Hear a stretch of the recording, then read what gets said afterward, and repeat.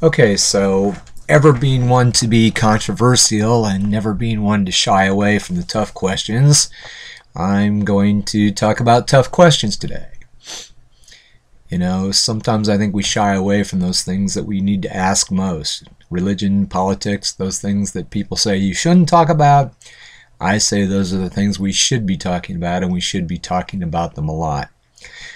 As a Christian and as a Latter-day Saint, I think that sometimes we get the idea as Christians that we've got the answers and we don't need to justify our position on anything, and therefore we shy away from the tough questions, and that's when people that aren't Christians or people that aren't religious at all say, well, these guys just think they have the answers, but they really can't come up with the answers to any questions.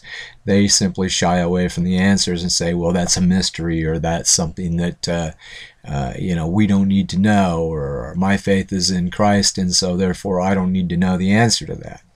Well, I say we do need to know the answers. We need to know the answers to a lot of things, and we need to be willing to treat those answers.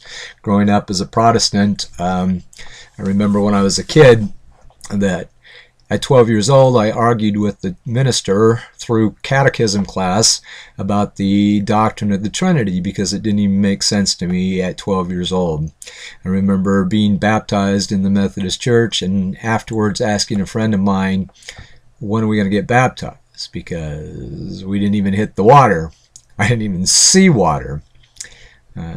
Minister came around with a little bit of water on his hand, I guess, and touched my forehead, and that was baptism. Well, clearly that's not the picture that we see in the New Testament about what baptism is supposed to be about. So it's time to ask the tough questions. It's time to know where we stand on issues and why we stand on those issues, and it's time to re-examine ourselves.